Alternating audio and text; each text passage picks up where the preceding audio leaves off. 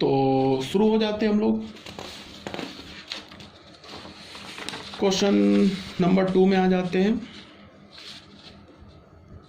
इसको सॉल्यूशन 2 में ये बोल रहा है कि ए मैट्रिक्स दे रखा है 2x + 1 and 3y 0 and y² - 5y = x + 3 y² + 2 0 and -6। ठीक है, ये हमारे पास ए मैट्रिक्स है और ये हमारे पास बी मैट्रिक्स है। अब जरा तुम देखो इसको ध्यान से। इसमें बोल रहा है कि find the values of x and y such that this two matrices are equal. तो उसके लिए हमें क्या करना है कि यहाँ पे मैंने क्या बोला कि इस क्वेश्चन में क्या था, जो वेरिएबल था वो एक ही प्लेस पर प्रेजेंट था। यहाँ वेरिएबल एक से ज़्यादा प्लेस पर प्रेजेंट है। x तो एक ही प्लेस पर प्रेजेंट है, बट y यहाँ पे A12 पर भी है, A22 पर भी है। तो इसमें थोड़ा हमें ध्यान रखना पड़ेगा। किस बात का ध्यान रखना पड़ेगा वो आप ऐसे देखो, जैसे हमें अगर ये दोनों मैट्रिक्स इक्वल है तो A11 का ये एलिमेंट है, ये भी A11 का एलिमेंट है, ये दोनों इक्वल होना चाहिए। तो यहाँ से क्या होगा कि 2x + 1 किसके इक्वल होगा, x + 3 के। तो यहाँ से x की वैल्यू क्या हो जाएगी 2। तो ये x की जो वैल्यू 2 आई ये हमारा आंसर हो गया, इसमें कोई प्रॉब्लम नहीं है, आंसर हो गया, x का वैल्यू निकल आया। क्यों x का वैल्यू निकल आया, बिकॉज x जो है ना एक ही प्लेस पर प्रेजेंट है, तो x का ये वैल्यू हो गया। अब मान लो कि यहाँ से ये A12 और यहाँ से ये A12 को हम इक्वेट करते हैं, तो यहाँ से हमें क्या मिल जाएगा 3y = y² + 2। तो यहाँ से हमें क्या मिल जाएगा y² - 3y + 2 = 0। तो यहाँ से क्या मिल गया y² - 2y -y + 2 = 0। तो यहाँ से हो गया y - 2 एंड y - 1 = 0। तो यहाँ से हमें क्या मिल गया y = 1 एंड 2, ये दो y के वैल्यू आ गए। अब तुम डायरेक्ट y = 1 एंड 2 आंसर नहीं बोल सकते हो, हमें इस y के दोनों वैल्यूज़ को चेक करना होगा कि y = 1 के लिए ये पूरा जो इक्वेशन दे रखा है वो कंसिस्टेंट है या नहीं। कंसिस्टेंट का मतलब क्या कि अगर हमने y = 1 लिया, मान लो ये y = 1 लिया, यहाँ पे डालेंगे तो ये तो इक्वल आएगा ही, बिकॉज यहीं से तो हमने वैल्यू निकाला है y = 1 एंड 2, तो ये तो इक्वल आएगा ही। y का वैल्यू 1 डालो तो यहाँ 3 आ जाएगा, यहाँ 1 डालोगे तो 2 + 1 3, वो इक्वल आएगा। अब इस y = 1 को, y तो हमारा सेकेंड रो सेकेंड कॉलम में भी है ना, तो इस y = 1 को हमें यहाँ भी पुट करके देखना होगा कि A22 एलिमेंट इक्वल आ रहा है कि नहीं दोनों साइड से। तो यहाँ हमने y = 1 डाला तो 1 - 5 = -4, यहाँ हमें मिला -6, तो y = 1 नहीं चलेगा, ये मतलब हमारा रिजेक्ट हो गया, ये जो चीज़ है रिजेक्ट हो गया। अब y = 2 हमने देखा, तो y = 2, ये तो इसको तो करेगा ही सेटिस्फाई, बिकॉज यहीं से तो निकाला है। अब ये y = 2 हमने यहाँ डाला तो 4 - 10 -6, यहाँ भी -6 हो गया। तो y = 2 से ये जो इक्वेशन है ये कंसिस्टेंट है, तो ये y = 2 हमारा एक्सेप्ट हो गया, y = 1 रिजेक्ट हो गया।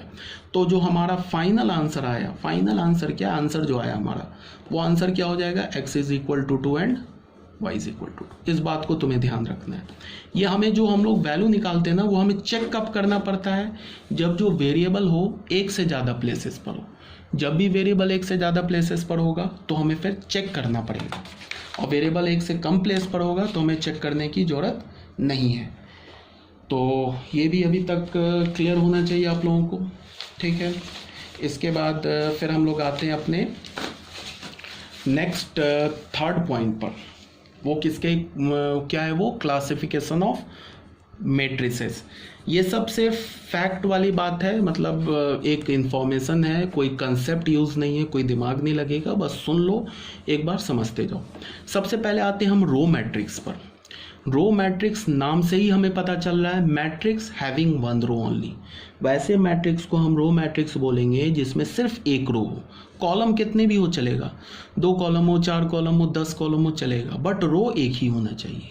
अगर रो एक से ज़्यादा हो गया तो फिर वो रो मैट्रिक्स नहीं बचेगा, ठीक है ना।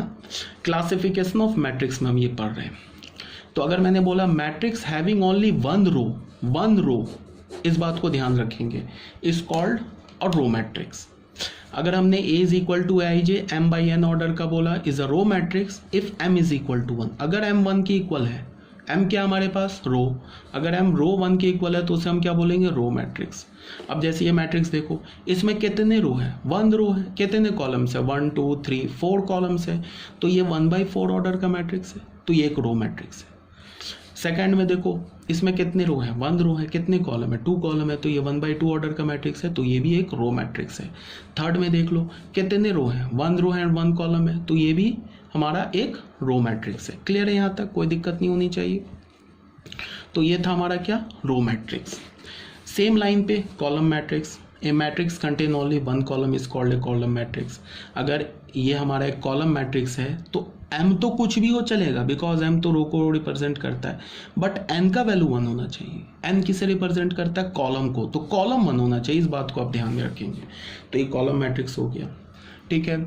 इसके बाद आ जाते हैं हम हॉरिजॉन्टल मैट्रिक्स पे। हॉरिजॉन्टल मतलब इस टाइप का होगा, वर्टिकल मतलब इस टाइप का। तो मैट्रिक्स हॉरिजॉन्टल कब बनेगा, ये बहुत ही सिंपल सी बात है, जब उसमें कॉलम्स ज़्यादा हो, कॉलम्स ज़्यादा हो, रो कम हो, तो वो मैट्रिक्स कैसा दिखेगा, हॉरिजॉन्टल टाइप। और जब उसमें कॉलम्स कम हो, रो ज़्यादा हो, तो वो कैसा दिखेगा, वर्टिकल टाइप। जैसे हमने बोला कि एक मैट्रिक्स है m/n ऑर्डर का, ठीक है। तो अगर ये मैट्रिक्स हमारा एक हॉरिजॉन्टल मैट्रिक्स है तो क्या होना चाहिए कि जो रो है वो कम होना चाहिए, किससे, कॉलम से, तो वो हॉरिजॉन्टल मैट्रिक्स हो जाएगा। तो number of rose should be less than number of column. जैसे ये देखो, ये थोड़ा लग रहा है ना देखने में हॉरिजॉन्टल टाइप का, देखने में क्या है ही हॉरिजॉन्टल मैट्रिक्स। तो उसमें कितने रोज दिख रहे हैं, 1 रो एंड 2 रो, कितने कॉलम दिख रहे हैं, 1 2 3 4 कॉलम्स दिख रहे हैं, 2 रोज दिख रहे हैं। तो ये जो हमारा मैट्रिक्स होगा ये कैसा मैट्रिक्स होगा, एक हॉरिजॉन्टल मैट्रिक्स होगा। ये कैसा मैट्रिक्स होगा, एक हॉरिजॉन्टल मैट्रिक्स होगा। 2 रोज एंड 3 कॉलम्स, तो इसमें देखो नंबर ऑफ रोज क्या है हमारे पास, लेस है नंबर ऑफ कॉलम्स है, तो ये एक हॉरिजॉन्टल मैट्रिक्स हो गया। क्लियर है। सेम लाइन पर वर्टिकल मैट्रिक्स है, इसमें क्या होगा कि नंबर ऑफ रोज जो होगा वो नंबर ऑफ कॉलम से ग्रेटर होगा, तब जाके मैट्रिक्स का जो शेप आएगा वो वर्टिकल टाइप का आ जाएगा।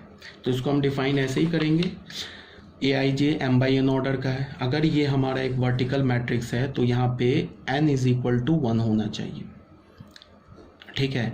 m का वैल्यू चाहे कुछ भी होता रहे, 2 हो 4 हो 10 हो, उससे हमें कोई मतलब नहीं, बट हमें सिर्फ किस पर ध्यान रखना है, n पर। कॉलम एक होना चाहिए, रो कितना भी हो जाए चलेगा, उसमें हमें कोई प्रॉब्लम नहीं होनी चाहिए।